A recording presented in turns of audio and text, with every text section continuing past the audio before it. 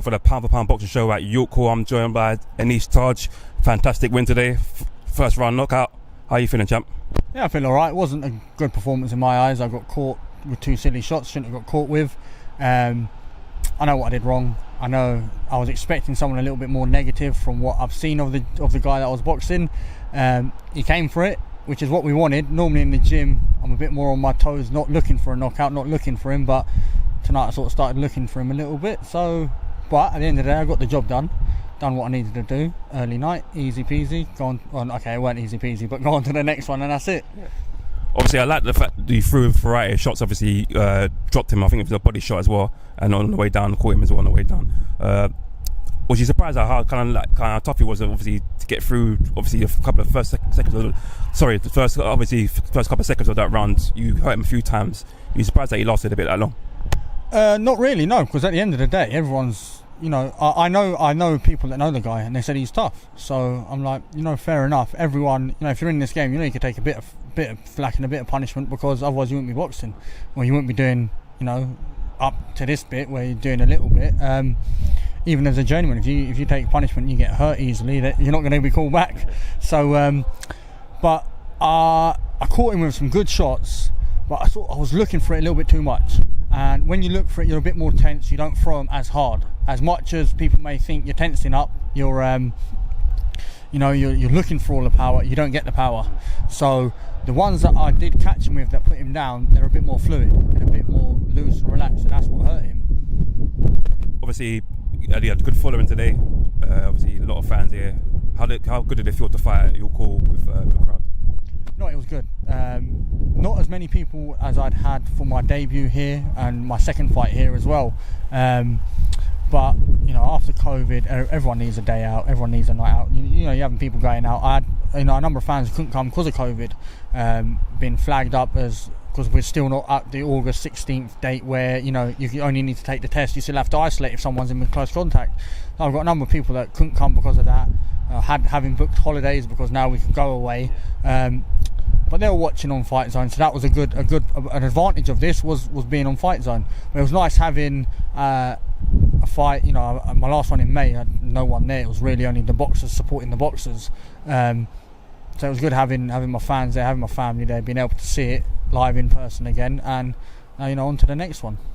Obviously, you mentioned Fightzone. How good is it to have small hall shows and small hall fighters getting that coverage on Fightzone?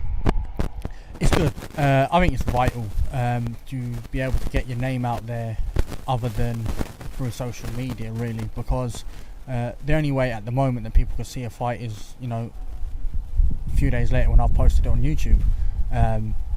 So having the availability of Fightzone for small hall fighters is quite good. It's more exposure for us, not the what everyone sees of the glamorous lifestyle of your AJs or back in the day, your David Hayes, the people who are making that bit of money. It's not the same here. Here it's all about tickets. So having that ability of gaining new fans in new places, and the people that can't make it, they're able to watch it on Fightzone. So it's brilliant, and I like that. Mo Prime, manager, he's teamed up with Fightzone with Dennis Hobson, and they're able to bring these shows to Fightzone. Obviously, you're Cruiserweight, tough division, very competitive division. What's next for you?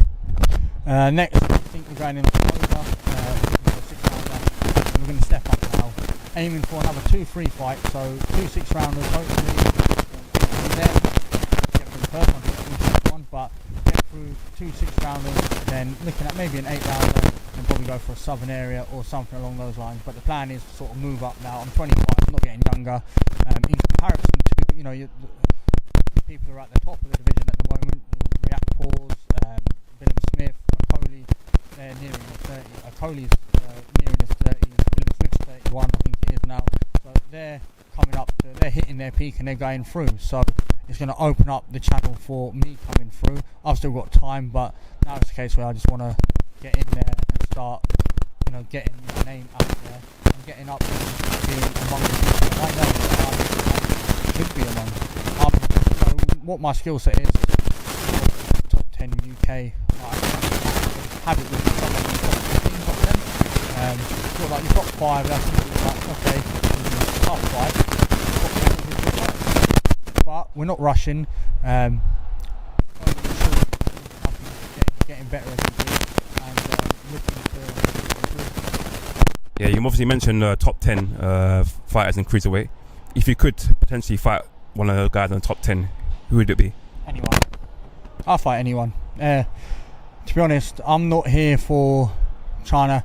Right, making money is one thing, and I know everyone's going to say, how can you not be in time to make money? Okay, I'm here to make money, yeah, fair enough. But money isn't... For me, money is the root of all evil, to be honest. So, for me, I'm here to make a legacy. I want to fight anyone and everyone. So if that means I've got to fight, let's say 2-3 fights down the line, if I get matched up with someone in the top 10, so be it.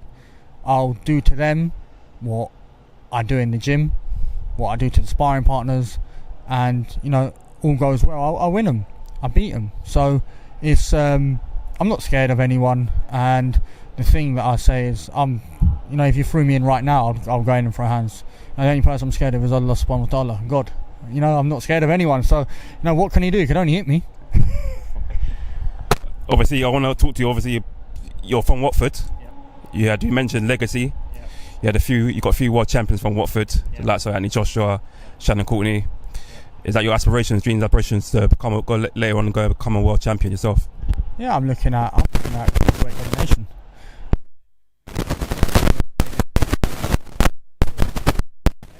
So, but let's not get ahead of myself. I'm looking at go for titles, and then if it makes sense, going up to heavyweight. Why wouldn't I want to go up to heavyweight? I don't need to be I can be a fat boy all I want. These Anthony Joshua, prime example of someone from Watford, world champion. What he's made for himself. I had the pleasure of, when I was training my first year of a pro, I was training with Sean Murphy and Gary Fogarty.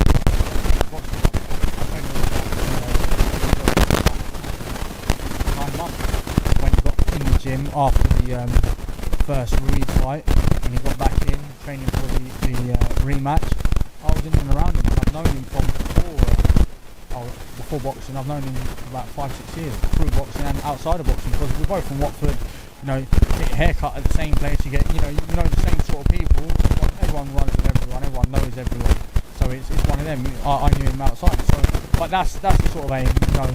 He's gone global. That's the aim. If I don't go global, I don't really care.